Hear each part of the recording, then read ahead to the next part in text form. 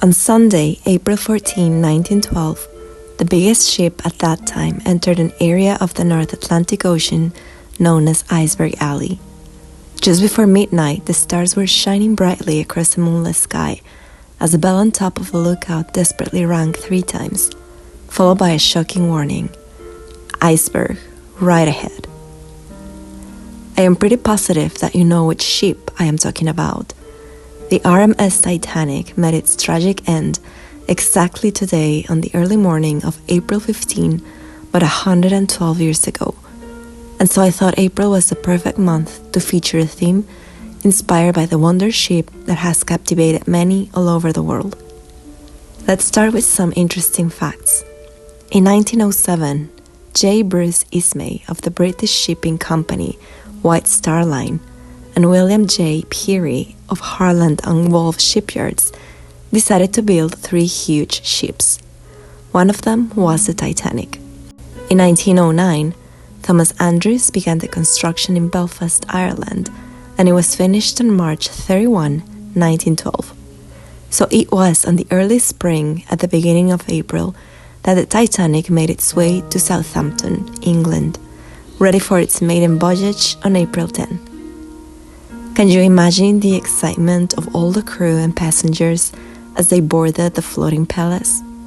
It was almost as long as 3 football fields, and including the 4 smokestacks, it was as tall as a 17-story building, a majestic view indeed. By today's prices, it is said that people paid from $1,000 to $61,000 to be on the most luxurious ship ever. Among its famous passengers were White Star Line's chairman, Bruce Ismay, who actually survived the sinking, and many others who didn't. Among them were the ship's builder, Thomas Andrews, John Jacob Astor, who was considered the richest man on earth, and Isidor Straus, owner of Macy's department stores. Along with his wife, Ida, they inspired the old couple prepared to go down in James Cameron's movie. It is said that someone overheard her saying, "We have been living together for many years, and where you go, I go. We started together, and if need be, we'll finish together." As an extra interesting fact, their descendant, Wendy Well, was married to Stockton Rush, Ocean Gate's CEO, who lost his life along with 4 others in the tragic accident of the Titan submersible as they were attempting to visit the Titanic's wreckage. Back to the old ship, it also carried many middle-class passengers and poor immigrants who hoped for a better life in America. You can actually find a complete list of all passengers and crew in titanicfacts.net. I really hope that this video awakens your curiosity and that you can read about all the survivors' stories and heart-wrenching accounts. Back to the ship, as I said, it had every possible luxury. It was covered in fine wood paneling and gold fixtures, not to mention its grand staircase with a skylight above. First-class passengers ate fancy meals and enjoyed the ship's many amenities: a gym, a heated swimming pool, 2 libraries, and 2 barbershops. It was the first ship to have a telephone system and electric lights in all rooms. Everybody on board felt like they were on vacation. Never a dull moment, with strolls around the deck, spaces to play cards, or just enjoy the fine food. Even the passengers of 3rd class were offered modest luxuries with their own dining facilities, where meals were prepared by the 3rd class kitchen staff. On other ships, steerage passengers were expected to bring their own food. And rather than dormitory-style sleeping areas, they had their own cabins, each fitted with wood paneling and beds with mattresses, blankets, pillows, heat, and a wash basin with running water. They could gather in a common room to play or walk on deck. But after 4 days at sea, everything changed. As the ship cruised across the glassy smooth water at top speed, it received 9 ice warnings from other ships. Its captain, Edward J. Smith, seemed to ignore the messages he received, and though he changed the course, he did not give the order to slow down. He had a long, successful career, commanding the Titanic was supposedly to be his last assignment before retiring. So along with Bruce Ismay, they must have wanted to make headlines and reach New York before the expected time of arrival. Lurking in the dark, the large part of the iceberg, the part they could not see, hit the high-speed Titanic, passing against the hull below the waterline.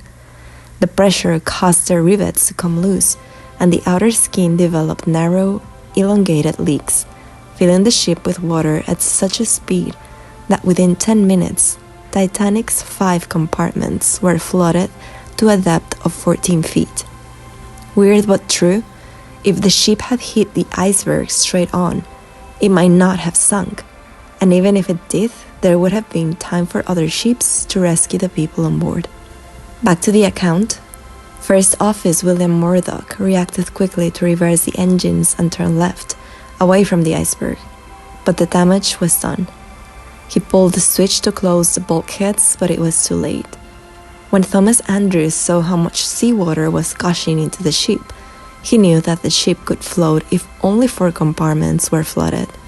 But 5 were full, and water was not stopping. The ship sank 2 hours and 40 minutes after the impact.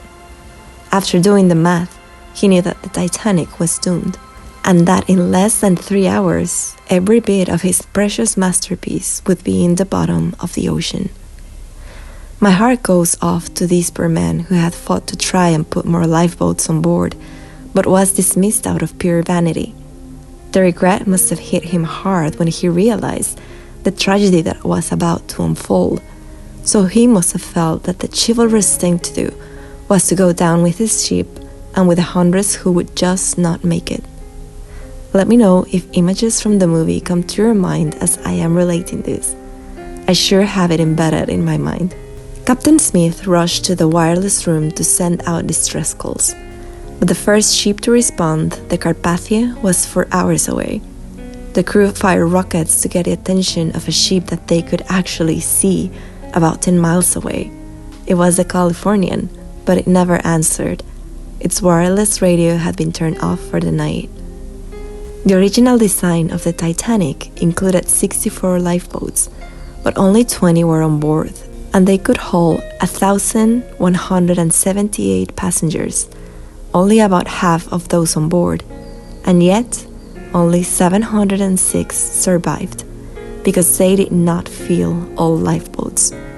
To think that people died because the builders wanted first-class passengers to have more room to stroll around deck is beyond my comprehension.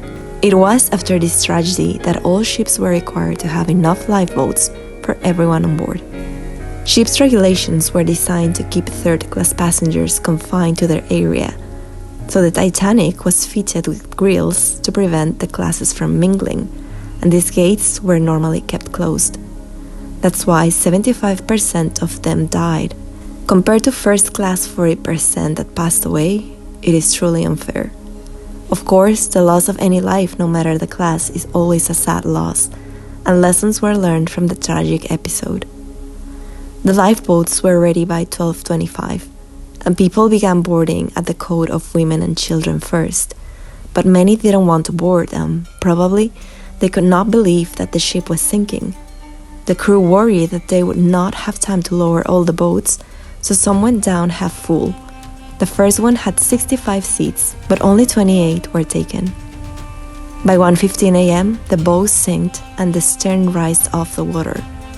Lifeboats were fuller now, and by 2:05, the last one launched, leaving 1,500 people stranded on the sinking ship. Many jumped in the icy water, and others held on to the ship. A handful managed to swim as far as the launched lifeboats, but 12 minutes later, a loud crash made everything aboard tumble toward the bow, and then the lights go out. The ship breaks into pieces and the entire boat sinks. Second Officer Herbert Lightoller recalled what finally happened at 2:20 a.m. Slowly, the stern reared itself up. Then, with an ever-quickening glide, she slid beneath the water of the cold Atlantic. Hundreds of people struggled on the surface of the water to survive. That night, the ocean was 28 Fahrenheit degrees. a temperature that can cause death in 15 minutes. People in the lifeboats were haunted by the victims' desperate screams for help. A few boats searched for survivors, but as the sounds slowly faded, they only rescued 13 people. At 3:30 a.m., the survivors saw rockets in the distance.